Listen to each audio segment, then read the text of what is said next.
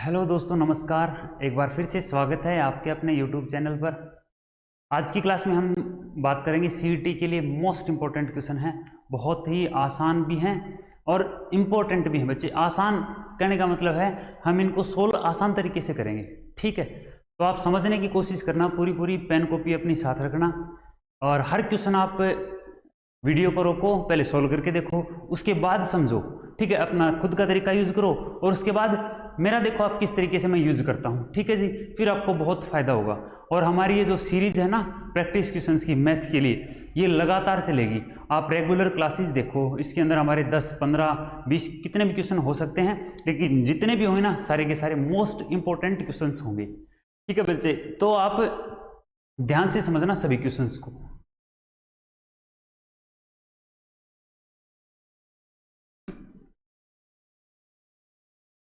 First question हमारा क्या है, आ जाओ भाई। 125 रुपए की कोई धनराशि, उसने कहा कि मान लो किसी व्यक्ति ने 125 रुपए उधार लिए और 3 साल के लिए उधार लिए। 3 साल बाद वो 216 रुपए हो गए चक्रवृद्धि ब्याज पर। क्या कहा देखो, 125 रुपए 200 और 16 हो जाते हैं कितने साल में? 3 साल में। तो बताइए ब्याज की दर क्या होगी? दर प्रतिशत ज्ञात कीजिए। तो भाई देखो, ऐसे केस में हमेशा जितना समय होगा ना उतनी पावर मिलेगी। यहां बोलो ये 5 की पावर 3 है और ये 6 की पावर 3 है। अच्छा, दूसरी बात, यदि ना मिले ना तो ये एक दूसरे से कटते जरूर मिलेंगे। हमें ये दोनों है ना, ये दोनों रेशियो में लेने हैं, ध्यान रखना, याद रख लोगे। 5 की पावर 3 6 की पावर 3 होगी। तो आप ये बताइए एक साल में 5 रुपए कितने हो गए? 6। कितना आसान सा है। तो कितना ब्याज मिला कहोगे आप? 1। और 1 साल में कितना ब्याज मिलता है उसी पे क्या निकलती है? दर। तो 1 रुपए किस पर? 5 पर, और गुणा में 100। तो आपकी दर कितनी आई? आंसर बताइए जल्दी से। 20% आपका आंसर होगा। उम्मीद है ये बात आपको समझ में आई होगी। आप रेगुलर क्लासेस लगाते जाओ, मजा आएगा बिल्कुल, ठीक है। आप बस क्लास मिस मत करना बच्चे। आइए नेक्स्ट क्वेश्चन पर। क्वेश्चन है, लिख भी देता हूं, a+1/a बराबर है 6 के, और आपको मान किसका बताना है? a की पावर 4 + 1/a की पावर 4 का मान क्या होगा? तो बच्चे देखो, डिटेल से मैं बताऊं तो हमें करना पड़ेगा इसका स्क्वायर, तो इसका भी स्क्वायर करना पड़ेगा। Square on both side. Square करेंगे ना तो करके बता ही देता हूं मैं आपको। ये लो जी, स्क्वायर डायरेक्ट तो हम यूं करते हैं, 6 का स्क्वायर -2 कर देते हैं, तो a² + 1/a² आएगा। अब इसका मैं स्क्वायर करूंगा ना, इसका स्क्वायर, तो a² upon 1 + a² plus 2 into कितना बनेगा बोलो? साथ साथ बोला करो आप, ठीक है। अगर आप बोलोगे ना तो ध्यान भी यहीं पर रहेगा, नींद नहीं आएगी, एक्टिव रहोगे। तो a² + 1/a² plus 2 into a into 1/a is equal to 36। Square हमने कर दिया दोनों साइड। फॉर्मूला कौन सा लगा है? फॉर्मूला मैं बताता हूं आपको। a + b का होल स्क्वायर होता है a² + b² प्लस 2ab। अगर यहां माइनस है तो ध्यान रखना यहां क्या हो जाएगा? माइनस। अब आगे देखो, a से कट गया a, ये 2 इस साइड आ गया तो माइनस का 2 हो गया, तो a² इज इक्वल टू कितना हुआ आपके पास? 34। समझ में आई ये बात? ये कितना आ गया? 34 आ गया। अब अगर इसका मान पूछे ना आपसे तो इसी तरह फिर से स्क्वायर करना पड़ेगा। तो अभी मैंने आपको बताया था, यदि ये गिवन है और डायरेक्ट इसका मान आपसे पूछ ले तो आप क्या बताओगे? इसका स्क्वायर -2। मैं जैसे आपसे कहूं a + 1/a बराबर 5 है, तो a² + 1/a² क्या होगा? तो आप डायरेक्ट कह सकते हो 5 का स्क्वायर -2। -2 क्यों? क्योंकि a से a कैंसिल आउट हो जाएगा, इसलिए आपका आंसर आएगा 23। लेकिन यदि आपसे पूछे इसका मान, तो अब हमें इसका फिर से स्क्वायर करना पड़ेगा। कहने का मतलब है a² से a² कैंसिल आउट हो जाएगा, तो इसका स्क्वायर क्या कर दें? माइनस में हम फिर 2 करेंगे, तो आपका जो आंसर होगा ना वो 34 का स्क्वायर -2। और 34 का स्क्वायर कितना होता है? कौन बताएगा? तो इजीली आप बता सकते हो। 4 चौके 16 और 4 × 12, 12 दूनी 24 और 1 25, 3 × 9 और 2 1156 इसका स्क्वायर होता है। 1156 -2 आंसर आएगा 1154। 1154 ऑप्शन में है कहीं, आपका आंसर आएगा फर्स्ट, ठीक है। फिर से मैं एक क्वेश्चन इसी पे बेस्ड आपसे पूछता हूं, बताइए a प्लस 1/a बराबर 3 है, तो a की पावर 4 प्लस 1/a की पावर 4 क्या होगा? तो आप सबसे पहले तो इसका मान बताओगे, हाँ कि ना? इसका तो आप बहुत इजीली बता सकते हो। 3 3 9 माइनस 2 कितना आ जाएगा? 7 आएगा, हाँ या ना? 3 3 9 माइनस में कितना? 2। अब मैं आपसे पूछूं a की पावर 4 प्लस 1/a की पावर 4 भी बताओ ना भाई, तो आप कहोगे 7 का स्क्वायर माइनस 2 कितना आ जाएगा रे? बोलो, 7 7 49 माइनस 2 47। ठीक है, इस तरीके से हम इस क्वेश्चन को सोल्व करते। आइए अगले सवाल पर। A B C D E 5 लगातार सम संख्याएं हैं, लगातार है और सम संख्याएं हैं। चलो सबसे पहले हम कॉन्जुगेटिव नंबर्स की बात करते हैं, लगातार संख्याएं, जैसे 2 3 4 5, ये लगातार संख्याएं हैं। अब मैं आपसे पूछूं इनका औसत बताइए क्या होगा, तो आप कहोगे बीच वाली संख्या औसत रहेगी। लगातार संख्या है ना बच्चे, तो याद रखना। मान लो मैं एक बार 1 भी इसके अंदर ऐड कर देता हूं, ये लो भाई 1 भी ऐड कर दिया। अब बताइए कि इनका औसत क्या रहेगा, तो आप औसत की बात करोगे ना, तो आप ये कहोगे बीच वाली संख्या, तो 3 इस साइड रहेगी और 3 इस साइड, तो औसत क्या रहेगी? इसका औसत 4 रहेगा। लेकिन मैं आपसे पूछता कि बताइए 2 3 4 5 6 और 7 का औसत क्या रहेगा, तो भी आप बीच वाली बताओगे। लेकिन बीच में तो आपके दो संख्याएं हैं, 4 और 5, इनके बीच में कौन है, तो आप कहोगे 4.5। इनका औसत कितना है? बीच की संख्या 4.5। अच्छा, अगली बात और बताता हूं मैं आपको। यदि आपसे इनका औसत पूछ ले, तो आप फर्स्ट और लास्ट को ऐड कर दो और उसका आधा कर दो। कहने का मतलब है फर्स्ट और लास्ट का जो औसत रहेगा ना, वो सभी का भी औसत रहेगा। 7 और 2 9, 9 का आधा 4.5। यहाँ देखो 7 और 1 8 और इसका आधा कितना? 4, तो औसत कितना हो गया? 4। अब आते हैं हमारे सवाल पर। इसने कहा 5 संख्याएं हैं ए बी सी डी और ई, इनका जो ए और ई का औसत 46 है। अभी मैंने बताया था आपको, जो फर्स्ट का और लास्ट का औसत रहेगा वो सभी का औसत रहेगा ना, तो इसने कहा फर्स्ट का और इसका औसत 46 है। इसका मतलब औसत बीच वाली संख्या होती है, ये कितना होगा आपके पास? 46 होगा, क्योंकि ये औसत है, ये सम संख्याएं हैं, लगातार हैं। तो आप कहोगे 46 है, तो ये कितनी रहेगी? तो ये आपकी 48, ये कितनी? 50, और ये कितनी? ये आपकी 44, और ये कितनी? 42। तो बताइए सबसे बड़ी संख्या क्या रहेगी? इजीली आप बता सकते हो ना कितनी रहेगी? तो आपकी सबसे बड़ी संख्या 50 रहेगी और सबसे छोटी संख्या आपकी 42। उसने पूछा सबसे बड़ी संख्या ज्ञात कीजिए, तो सबसे बड़ी संख्या 50 आपका आंसर आ जाएगा। इजीली कह सकते हो। फिर से सुन लो, औसत बीच वाली संख्या 46 गिवन है ये, क्योंकि फर्स्ट और लास्ट का जो औसत होता है वही एक्चुअल औसत होता है, एवरेज होता है। मैंने बीच वाली ले ली, तो सम संख्याएं हैं लगातार, तो ये 46 है, तो अगली 48, उससे अगली 50, तो सबसे बड़ी संख्या कौन सी होगी? 50। आइए नेक्स्ट क्वेश्चन पर।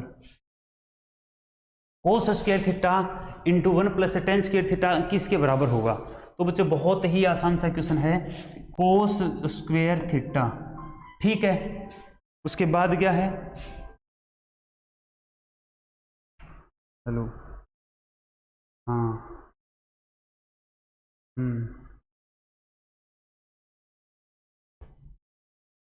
कोस स्क्वायर थीटा अंदर मल्टीप्लाई करेंगे, plus cos square theta into ten square theta को आप क्या लिख सकते हो बताओ एक बार?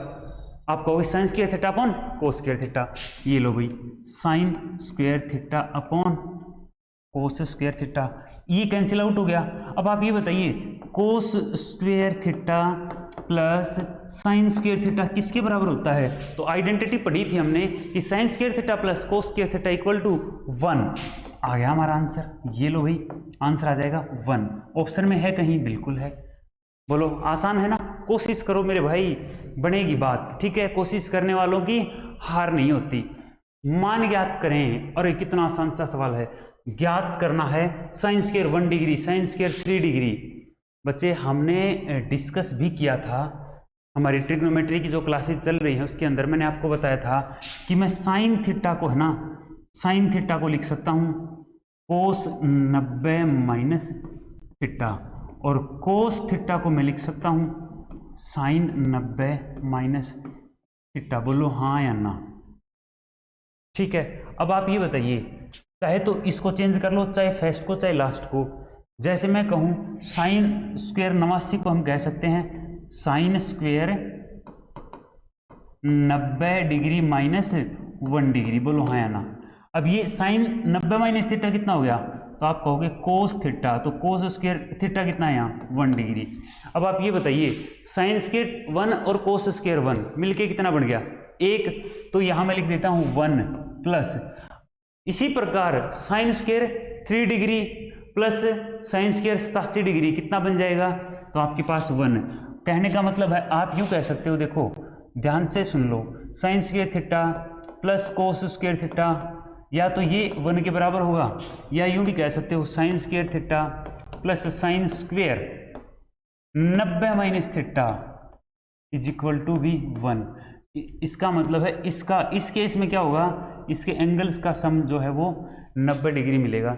देख लो साइन स्क्वायर 1 साइन स्क्वायर 89 387 585। अब आप ये बताइए संख्याएं कितनी होंगी, तो आप कहोगे जी 45 संख्याएं हैं, तो जोड़े कितने बनेंगे 22 जोड़े बनेंगे, तो 22 जोड़े बनेंगे तो 22 तो ये सीधा सा हो गया, प्लस 45 में 22 जोड़े बन गया, एक संख्या रहेगी, कौन सी रहेगी साइन 45 डिग्री अकेली रहेगी, और साइन 45 का मान होता है 1/√2, और साइन अकेला नहीं है स्क्वायर में है तो स्क्वायर कर दिया, तो 22 प्लस 1/√2 का कितना बन गया 1/2, ये हमारा आंसर हो गया 22.5 डिग्री। ये लो भाई आंसर। उम्मीद है समझ में आया होगा बच्चों। आइए नेक्स्ट क्वेश्चन पर कोशिश करो भाई, ठीक है, जहां भी कोई डाउट लगे ना तो आप क्लास को रोक लो, उसके बाद देखो, लेकिन कोशिश करते रहना है। मैं गारंटी देता हूं आपको मैथमेटिक्स बहुत अच्छे से समझ में आएगा।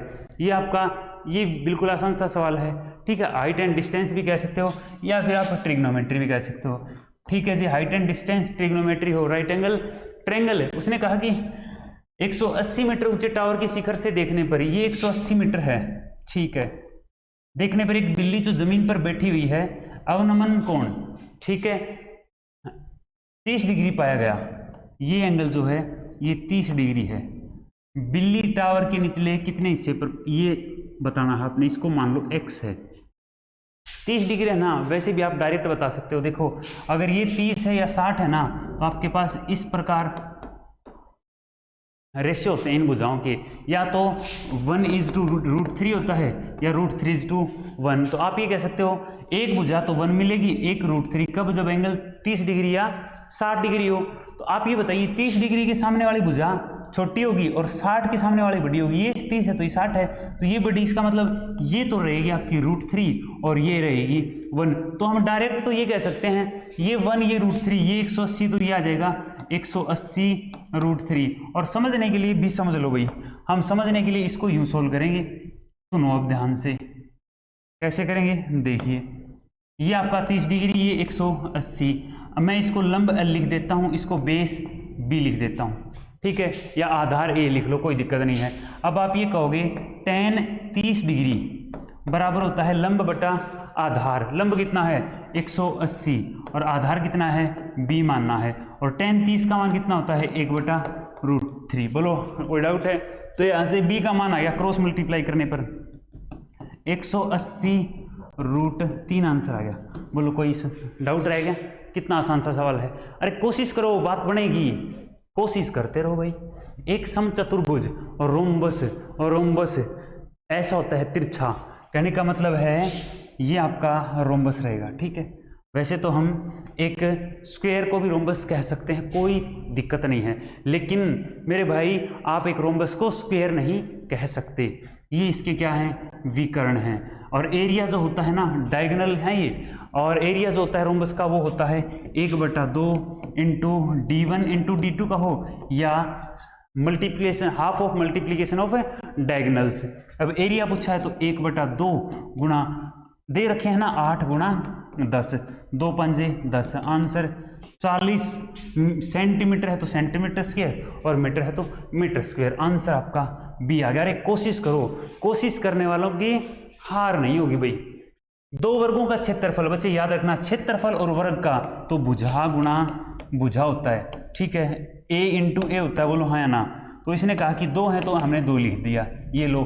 और यदि अब पूछे साइड का तो रूट कर दो इसका, a इंटू ए हो जाएगा, बोलो हाँ या ना।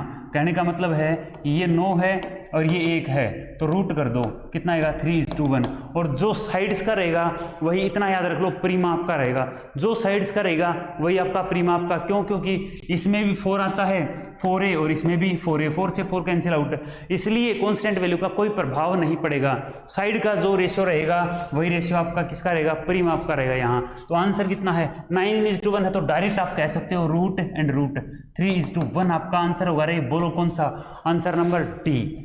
समझ में आया है? आइए नेक्स्ट क्वेश्चन पर। 7 की पावर 95, ये क्वेश्चन यूं है, 7⁻95 माइनस 3⁻58, इसका यूनिट डिजिट आपने ज्ञात करना है। हम पीछे की क्लासेस में डिस्कस कर चुके हैं, जिसने नहीं देखा है ना, अगर ये क्लास, कोई भी क्लास इनमें से देखो, हमने यूनिट डिजिट कर लिया है क्लास के अंदर, हमने कर लिया है नंबर ऑफ जीरोज हमने कर लिया है, उसके बाद आपका हमने किया है रिमाइंडर थ्योरम हमने कर लिया है, ट्रिग्नोमेट्री की मैंने 2 क्लास डाल रखी हैं, percentage loss and profit CISI अच्छे तरीके से समझा रखा है। ठीक है, यदि कोई डाउट लग रहा है तो आप वहाँ जाओ, क्लासेस को देखो मेरे भाई, कोशिश करो, पढ़ना तो पड़ेगा। ठीक है, यदि हरियाणा के अंदर आपको सिलेक्शन लेना है ना, तो पढ़ना पड़ेगा, खुद को मोटिवेट करो अपने आप को। ठीक है, दूसरा कोई नहीं आएगा आपको समझाने के लिए, बार बार समझाने के लिए कोई भी नहीं आएगा, खुद कोशिश करो, खुद अपनी आग को बाहर निकालो भाई। ठीक है, मेहनत करोगे तो बात बनेगी। आज आपने सोच लिया नवंबर में एग्जाम होगा, फिर सोच लेना दिसंबर में होगा, तैयारी कभी करोगे नहीं, फिर एग्जाम आएगा, फिर फेल हो जाओगे, फिर आएगा, फिर फेल हो जाओगे, 2-4 साल बाद आपकी उम्र निकल जाएगी, आप एवरेज आउट ऑफ एवरेज हो जाओगे, है ना, उम्र में बाहर हो जाओगे बच्चे। तो आप इसलिए अभी मेहनत करो, मेहनत तो करनी पड़ेगी, बाद में करनी पड़ेगी, अभी करनी पड़े, अरे अभी कर लो मेरे भाई। आइए, इसका यूनिट डिजिट बताना है, तो मैं आपसे पूछता हूँ, बताइए पहले 7⁻95 का यूनिट डिजिट क्या होगा, यूनिट डिजिट इकाई का क्या रहेगा। तो आप कहोगे हम कुछ नहीं करेंगे, डायरेक्ट 4 से भाग कर लेते हैं पावर को, और 4 से भाग देने के बाद जो शेषफल रहे ना वो ऊपर लिख लेंगे, शेषफल कुछ ना बचे तो पावर 4 लिखेंगे। ठीक है, मैंने समझा भी दिया है। तो शेषफल कितना है, तो 4 से भाग देंगे ना, तो 3 बचेगा, 7 की पावर 3, क्यों? क्योंकि 92 में पूरा भाग जाता है, 23 चौके 92, 3 बच गया, 4 से भाग गया 23 तक, 23 पर, तो 92 हो गया, शेष 3 बच गया। तो 7 की पावर 3 होता है 7 गुणा 7 गुणा 7। ठीक है, तो 7 7 49, 9 7 63, इकाई का अंक पूछे तो 3 आएगा, बनेगी बात। 3 की पावर 58 पूछे ना, तो बच्चे फिर हमें 4 से भाग देना है, और 14 चौके 56, 3 की पावर कितना बचेगा 2, ये कितना हो गया 9। और उसने कहा 3 में से 9 घटाओ, क्या आप 3 में से 9 घटा सकते हो? 3 - 9 माइनस कर सकते हो बच्चे। 3 में से 9 का मतलब है 13 में से 9 घटाना है। अब ये मत सोचना 3 में से 9 नहीं घटेगा, हम कैरी ले लेंगे। ठीक है, माइनस में क्या करते हैं, अगर मैं आपसे कहता कि 413 में से 29 घटाओ, तो आप क्या करते हो, ये भी इकाई का अंक है, ये भी इकाई का अंक है, इकाई के अंक में से इकाई का अंक घटा दो, 3 में से 9 नहीं घटेगा, कैरी ले लो, 13 में से 9 गया, तो आंसर आएगा आपका 4। कहाँ है भाई, ये रहा। अरे बनेगी ना बात, बिल्कुल बनेगी। नेक्स्ट क्वेश्चन लिखिए। लो भाई, आपके पास 10 सेकंड है, जल्दी से इसका आंसर बताओ, बिना पेन कॉपी यूज किए इसका आंसर बताइए, शाबाश। बिना पेन कॉपी यूज किए इसका आंसर आप बता सकते हो, आप चाहो तो। याद रख लेना बच्चे, अगर ऐसा सवाल आए तो बहुत आसान है, जो शेषफल बचा हुआ है, ये बचा हुआ है ना, इसके ऊपर इसका भाग दे दो, बस वही आपका आंसर आएगा। कितना शेषफल बचेगा, तो 29 भाग में 13, 13 दूनी 26, कितना बचा रे 3, बस हो गया आपका आंसर। सोचना है नहीं ज्यादा, हो गया आपका आंसर। अरे बन की बात, देखो 13 दूनी 26, बचा कितना 3, क्या कहा किसी संख्या को 56 से भाग देने पर 29 शेष बचे, तो 13 से भाग दें तो कितना बचेगा 29 पे भाग दे लो आप, 29 के ऊपर 13 का भाग। ऐसा ही नेक्स्ट क्वेश्चन मैं आपसे पूछता हूँ, किसी संख्या को 195 से, जल्दी से आंसर बताओ, आंसर बताओ जल्दी से, आंसर बताइए, शाबाश। हाँ जी, कितना आएगा बताओ बताओ, शाबाश, गुड। हाँ जी, कईयों ने आंसर दिया है, किसी संख्या को 195 से भाग देने पर 47 शेष बचता है, तो हम 47 के ऊपर किसका भाग दें रे, बोलो 15 का भाग दें, 15 तिये 45, कितना बचा भाई 2। तो उसने यही तो पूछा है कितना शेष बचे, ऑप्शन में शेषफल 2, यही आपका आंसर रहेगा। अरे बोलो, समझ में आया है क्या, शेषफल यही रहेगा। ठीक है बच्चे, तो आज हमने ये 10-11 क्वेश्चन किए हैं, इसी तरीके से हम क्वेश्चंस को डिस्कस करेंगे। आप रेगुलर क्लासेस को अटेंड करो बच्चों, ठीक है। और अपलोड करने के बाद भी आप इसको देख सकते हो, क्लासेस को रेगुलर देखो, आपकी कंटिन्यूटी बनी रहेगी, आपकी प्रैक्टिस बनी रहेगी। इससे रिलेटेड क्वेश्चन आप खुद फिर करो, ठीक है। खुद करोगे ना तभी फायदा होगा। मैं चाहे पूरे दिन पढ़ाता रहूं, आप खुद नहीं पढ़ोगे ना, यूं सोचो आपके हाथ में दर्द होगा ना, आपने कुछ किया है, और बाकी आंखों में दर्द होने से कुछ नहीं होता। हाथों में दर्द यहाँ है ना, यहाँ देखो, यहाँ निशान पड़ जाएंगे आपके, ठीक है। पेन को पकड़ पकड़ के लिख लिख के तब आप लगेगा कि हाँ वास्तव में हमने मेहनत की है। ऐसे बैठ के हमने देख लिया बुक्स को, फोन को, ऐसे कोई फायदा नहीं है बच्चों, प्रैक्टिस करनी पड़ेगी, ठीक है। तो आज के हमारे ये क्वेश्चंस थे, इसी तरह हमारी सीरीज चलेगी और जरूर आप रेगुलर क्लासेस लगाओ, आपको बिल्कुल बहुत ज़्यादा फायदा होगा, ठीक है बच्चों। तो आज के लिए इतना ही, धन्यवाद।